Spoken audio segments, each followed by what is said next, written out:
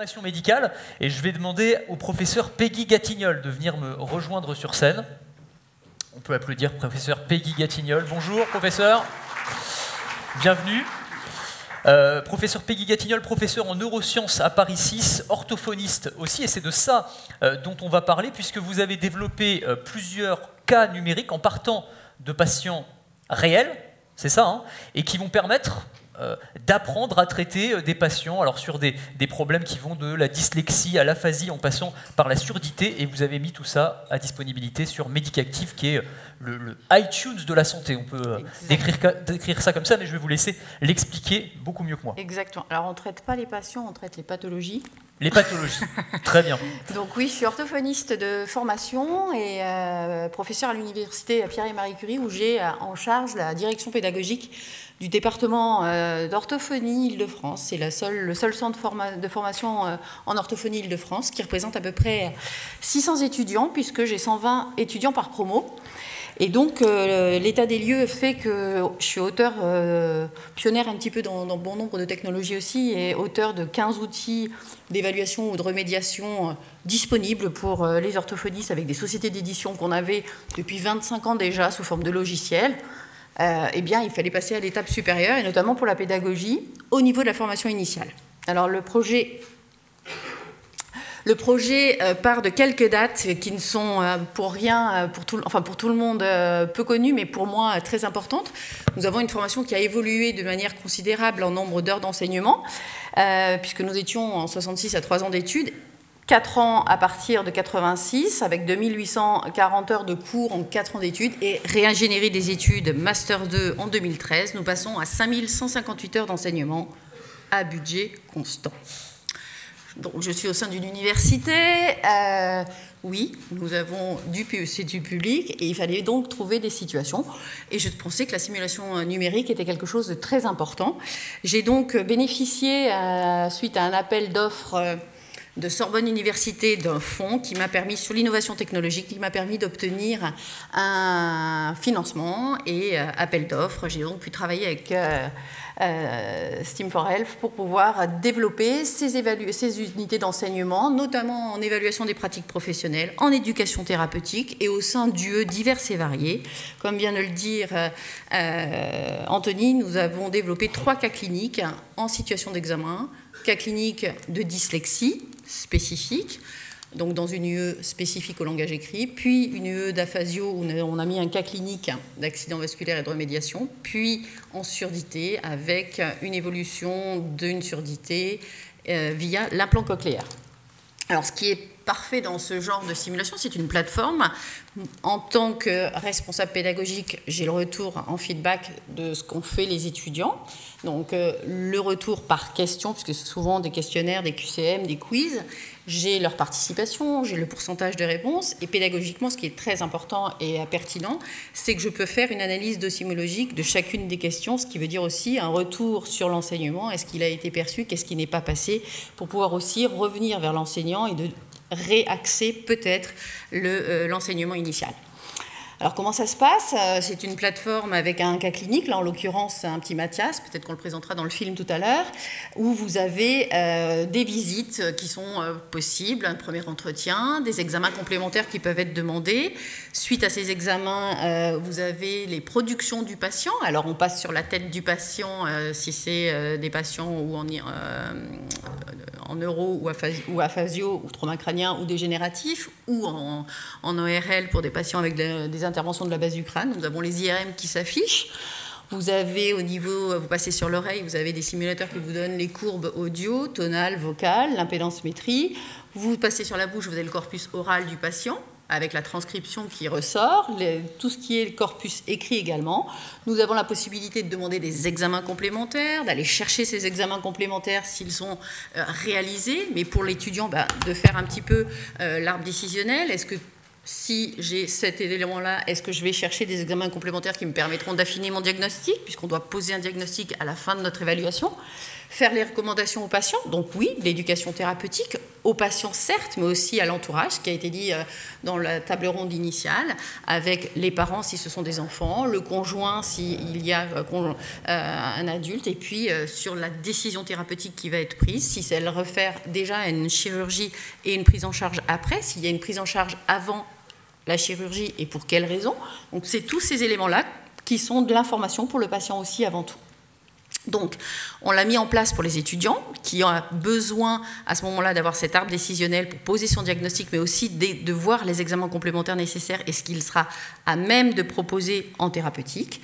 Et l'apprenant donc coche les examens qu'il juge pertinents. Il peut interroger le patient en cliquant sur les zones différentes, que ce soit le corpus oral, le corpus écrit. On a inséré évidemment des productions des différents éléments du corpus et du bilan initial, de manière à avoir la transcription écrite, si c'est de la copie, si c'est de la restitution sous forme mémoire, si c'est des éléments purement graphiques, pour avoir une analyse du graphique. Tous les éléments nécessaires à la pose du diagnostic sont insérés. Alors, comment ça se présente au niveau de mon cursus? Eh bien, c'est très simple. Nous avons 87 UE au niveau du cursus maintenant du master orthophonie, avec des UE spécifiques en fonction de pathologie, mais aussi en fonction de compétences et en fonction de notre décret de compétences, bien évidemment. Eh bien, les 3 cas cliniques qui ont été proposés cette année aux licences, donc en L3, sont surlignés en bleu sur votre gauche, ce qui représente des enseignements faits en formation initiale, à raison donc de 120 étudiants par promo.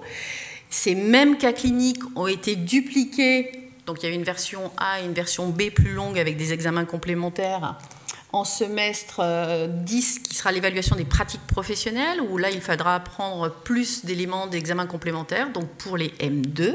Et évidemment, je duplique ce système en créant une UE d'évaluation des pratiques professionnelles sous forme de diplôme universitaire en DPC, et une partie sera en présentiel, une partie sera faite à domicile par les titulaires, et ça représentera donc le même process, formation initiale, formation continue, ce qui pour moi, au niveau organisationnel, puisque au sein d'une université de médecine, oui, je bénéficie d'une salle d'enseignement ICN, pour que les examens classants sont faits maintenant en ligne, donc on va pouvoir mettre on n'a pas pu le faire cette année pour des raisons de compatibilité, donc tout s'est fait sur Jussieu, mais l'année prochaine, ce sera désormais faisable. Les étudiants sont tous centrés, même centre d'examen, et donc ça me représentera 11 unités d'enseignement pour les parcours de la licence, deuxième année de licence jusqu'au M2, ce qui me fait 840 sessions d'examen, 1080 en Master 1 et 1500 sessions en Master 2.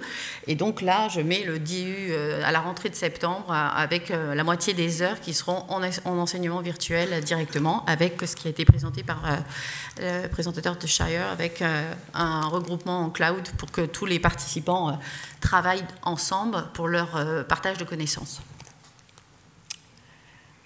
Alors, le résultat au niveau de l'enquête de satisfaction, eh bien, j'ai interrogé les étudiants au départ, qui sont pour bon nombre très connectés sur bon nombre d'outils, mais malheureusement, j'étais assez surprise de leur intérêt. Certes, une grande envie de participer à ces enseignements numériques, mais on voit tout de suite que l'aspect, on va dire, universitaire et note avant tout, freine l'envie. Autant pour les seniors, les titulaires, on va dire, même si c'est les anciennes générations qui n'ont absolument pas eu les outils informatiques, tout le monde est plutôt ravi, avec un bon pourcentage de participants qui estiment que ça va favoriser l'évaluation des pratiques professionnelles et qui ont envie.